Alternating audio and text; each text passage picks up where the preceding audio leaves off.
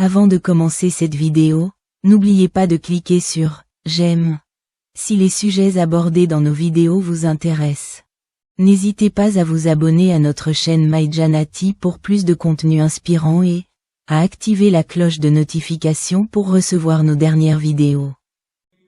شكرا يا ربي شكرا هديت قلبي شكرا نورت ضربي شكرا شكرا يا رب شكرا يا ربي شكرا هديت قلبي شكرا نورت ضربي شكرا شكرا يا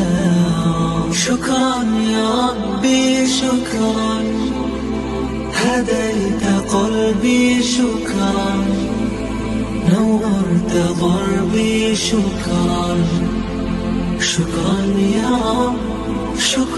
يا ربي شكرا هديت قلبي شكرا نورت ضربي شكرا.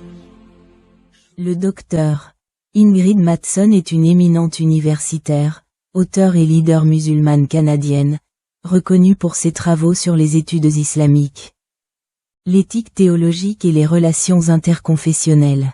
Première femme à présider l'Islamic Society of North America, ISNA, 2006 à 2010, elle est professeure à l'Université Western Ontario.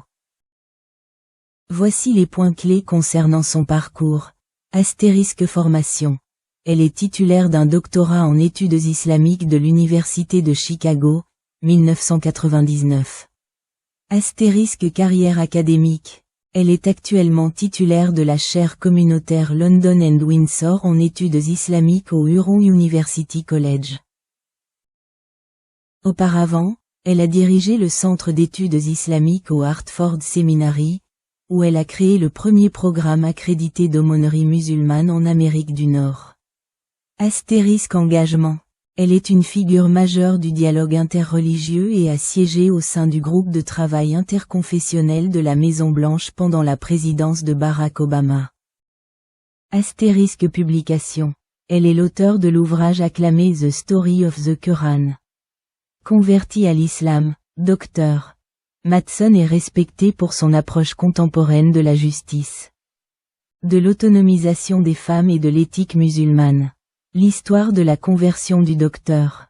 Ingrid Mattson est celle d'un cheminement à la fois intellectuel et spirituel qui a débuté à la fin des années 1980. Le contexte de sa conversion, 1987. Ingrid Mattson s'est convertie à l'islam en 1987, à l'âge de 23 ou 24 ans. Alors qu'elle terminait ses études de premier cycle en philosophie à l'université de Waterloo, au Canada. Élevée dans une famille catholique, elle s'était éloignée de la foi durant son adolescence. Les étapes de son parcours, son récit de conversion se distingue par 3 éléments majeurs. Astérisque une rencontre marquante à Paris, en 1986, lors d'un séjour d'études en France. Elle fait la connaissance de musulmans originaires du Sénégal et de Mauritanie. Elle est profondément touchée par leur générosité, leur dignité et leur sérénité. Malgré des conditions de vie modestes et les préjugés auxquels ils faisaient face. Astérisque une quête intellectuelle, intriguée par la force tranquille de ses étudiants, elle commence à étudier l'islam et à lire le Coran pour comprendre la source de leur équilibre spirituel. Astérisque la redécouverte de Dieu par le Coran. La lecture du Coran lui permet de retrouver une connexion avec Dieu qu'elle pensait avoir perdue.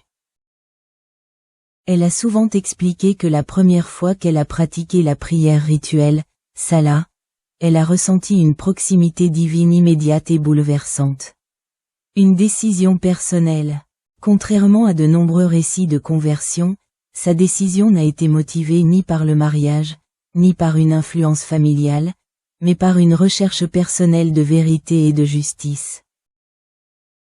Peu après sa conversion en 1987, elle a commencé à porter le hijab et s'est rendue au Pakistan pour travailler avec des réfugiés afghanes.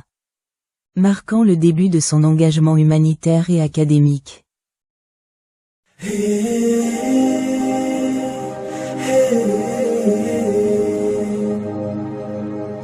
Sallallahu alayhi wa sallam.